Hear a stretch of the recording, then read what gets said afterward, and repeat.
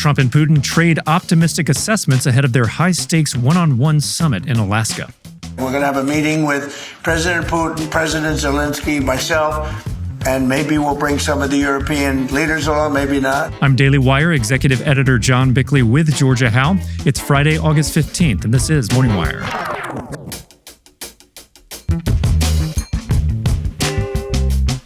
President Trump orders a sweeping review of the Smithsonian museums, focusing more on American exceptionalism and less on DEI.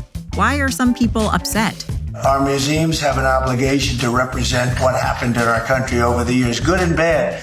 And after repeated denials, a 16-year-old wins a court battle for her medical vaccine exemption in New York. What these school districts are doing is flat out discriminatory and dangerous to their health. Thanks for waking up with Morning Wire. Stay tuned. We have the news you need to know. If you run a small business, you know there's nothing small about it. Even the smallest decisions can feel massive. That's where Shopify comes in. Shopify is the e-commerce platform behind millions of businesses around the world, from household names to brands that are just getting started. You can tackle all the important tasks all in one place, from inventory to payments to analytics and more. Even marketing becomes a breeze thanks to their built-in tools for running social media and email campaigns, helping you find new customers and keep them coming back. Plus, Shopify's global selling tools have you covered internationally in over 150 countries, and their award-winning point of sale connects your online and offline sales all in the same place. With an impressive 99.99 uptime and the highest converting checkout experience on the planet, you'll never miss another sale. That's the Shopify advantage. Get all the big stuff for your small business right with Shopify. Sign up for your $1 per month trial period and start selling today at shopify.com/morningwire. Head over to shopify.com/morningwire. Again, that's shopify.com/morningwire.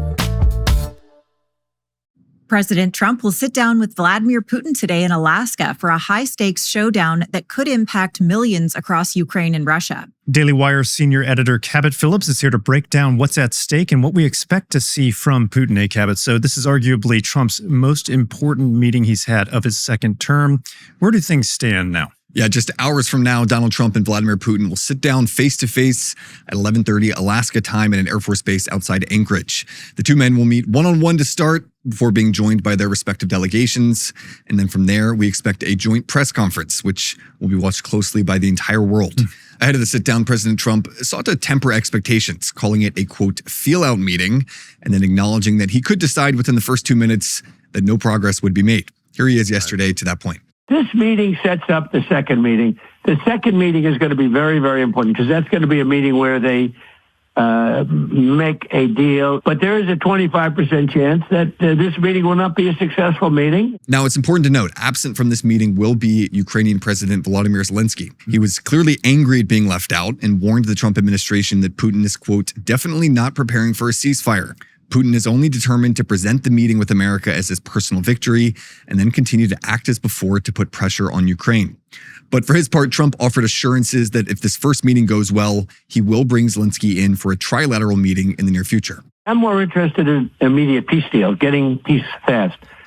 And depending on what happens with my meeting, I'm going to be calling up President Zelensky and let's get him over to wherever we're going to meet. All right, so that's what Trump is saying ahead of this meeting. What about Moscow? What have we heard from them going into this? It's interesting. In the days beforehand, Putin struck a much more conciliatory approach, saying that he believed President Trump was showing, quote, energetic and sincere efforts to stop the fighting, stop the crisis, and reach agreements that are of interest to all parties involved in this conflict.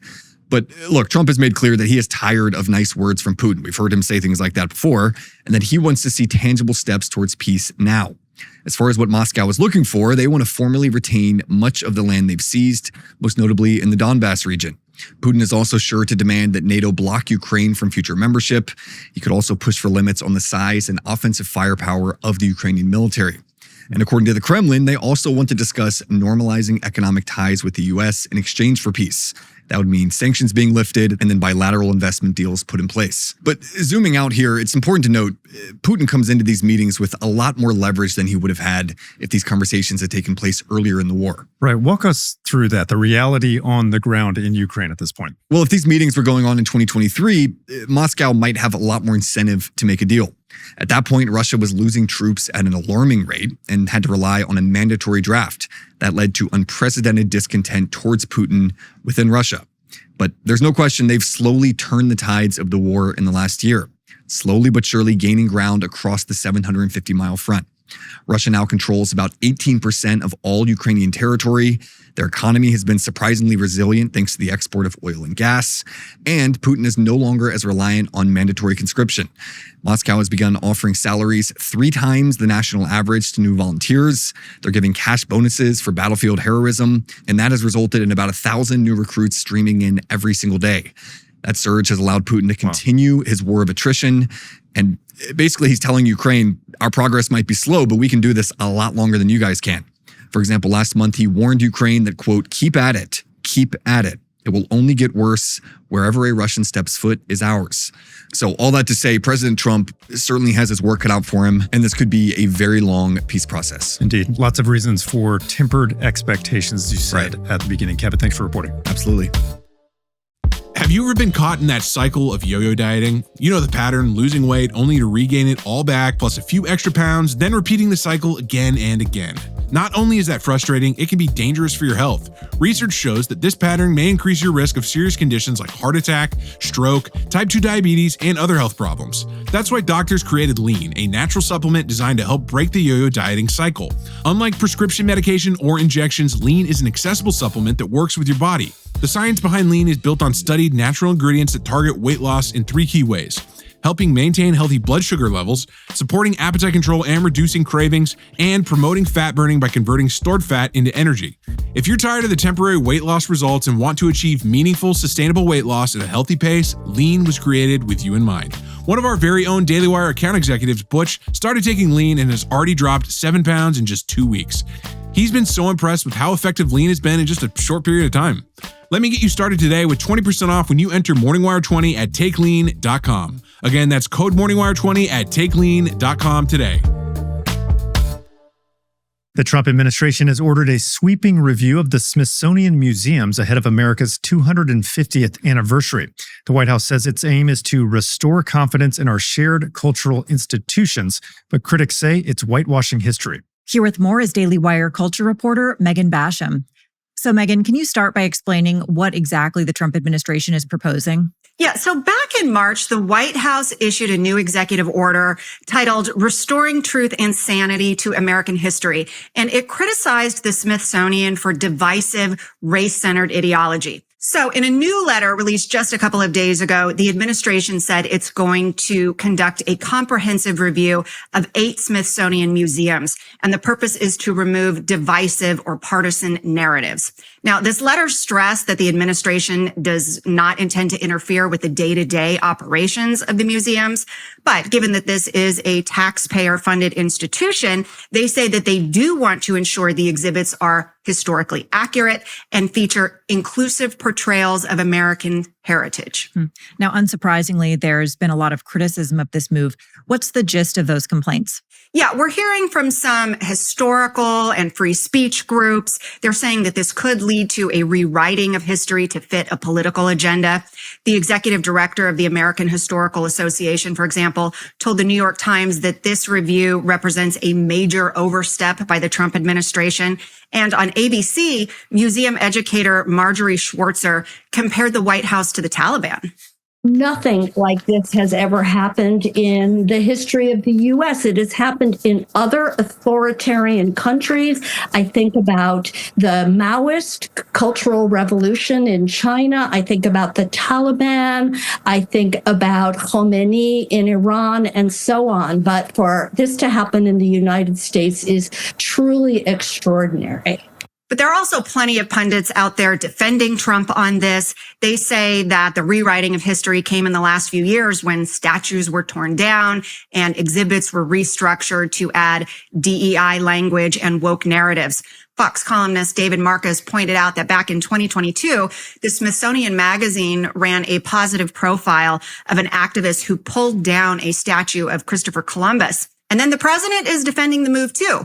Daily Wire White House correspondent Mary Margaret Olohan asked him about some of this criticism, and here's what he said. Well, we want the museums to treat our country fairly. We want the museums to talk about the history of our country in a fair manner, not in a woke manner or in a racist manner, which is what many of them, not all of them, but many of them are doing. Our museums have an obligation to represent what happened in our country over the years, good and bad, but what happened over the years in an accurate way. And how's the Smithsonian responding? Yeah, I'd say they have been fairly diplomatic so far. The Board of Regents, which incidentally includes J.D. Vance, has agreed to conduct a review. They issued a statement saying that their work is, quote, grounded in a deep commitment to the accurate, factual presentation of history. And they say that they're going to collaborate constructively with the White House. Now, the next steps are the Smithsonian must deliver documentation on exhibits, partnerships, and internal communications within 30 days. Also related this week, on Wednesday, the president announced that he has agreed to host the Kennedy Center honors, and he said that he vetoed some of the proposed honorees because of their woke backgrounds. I turned down plenty. They were too woke.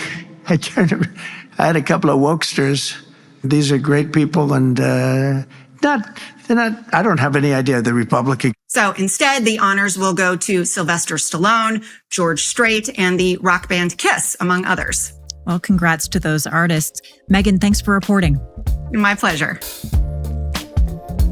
A 16-year-old girl wins in court after the public school system denied her medical vaccine exemption. Here are the details is Daily Wire reporter Amanda Prestigiacomo. Hey, Amanda. So this case hits on a really hot topic these days, considering all the recent discussions surrounding vaccinations. First, what exactly was this young girl facing, and what did the court say? Yeah, so the court sided with this teen, a 16-year-old who went by the pseudonym Sarah Doe, after the public school system in New York repeatedly denied her medical exemptions, which she received from 6 different doctors and a nurse practitioner. A federal court on Tuesday granted that medical exemption and said that Sarah must be allowed to attend school starting in September. Here's Sarah celebrating that victory with loved ones and a lot of supporters outside of the courthouse. I'm just happy to go to school and given this opportunity. Thank you everyone for coming. I appreciate all the support. It feels unreal. All right.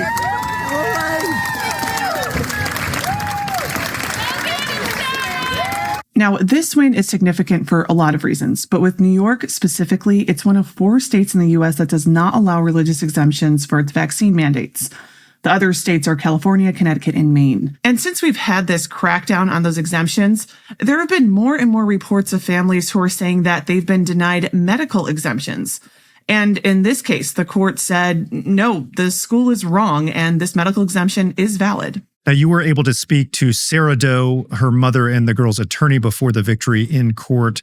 What exactly was Sarah seeking an exemption for, and why? So Sarah was advised by a number of medical professionals to skip her final dose of the hepatitis B vaccination.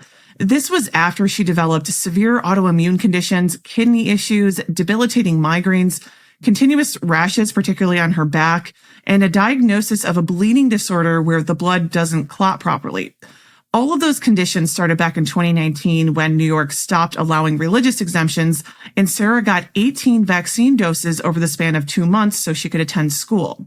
Here's Sarah's mother, Jane Doe, describing Sarah's medical troubles. Her back started hurting her whole spine. We went for MRIs. She did CAT scans, and at one point, she did become septic. They had to put a stent in her to her kidney, her urethra, and she was in the hospital.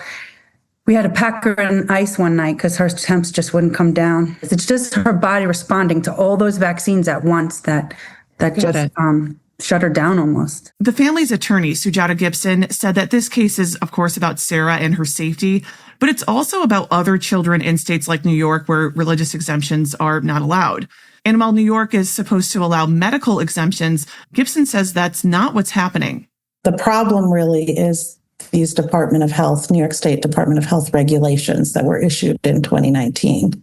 That led to hundreds of children who had long-standing medical exemptions suddenly getting them revoked, meaning many, many families have had to move out of town, get vaccinated against medical advice. Some children have been severely harmed by that. Gibson flagged some legislation pending in New York that could fix this issue. It's called the Education for All Act. The attorney also floated the idea of the federal government taking action here to solve the problem. There are a lot of things the federal government could do. This is a square violation of the Americans with Disabilities Act and the Rehabilitation Act of 1973. children with disabilities are required to be accommodated and allowed to attend school. Now, speaking of federal influence on this matter, we obviously now have Robert F. Kennedy Jr., who's heading HHS. Kennedy personally supports exemptions, and he actually filed a lawsuit in 2019 to challenge New York's decision to rid those religious exemptions. These exemptions for vaccine mandates are decided by states, but we're certainly watching to see if HHS will put out any official guidance on vaccine exemptions. There have been a lot of changes and shakeups so far, so, it could happen. Yeah, with RFK at the helm, there's a lot shifting quickly when it comes to vaccines. Amanda, thanks so much for reporting. You're welcome. Thanks for waking up with us. And if you're watching on YouTube, please like and subscribe. We'll be back later this evening with more news you need to know.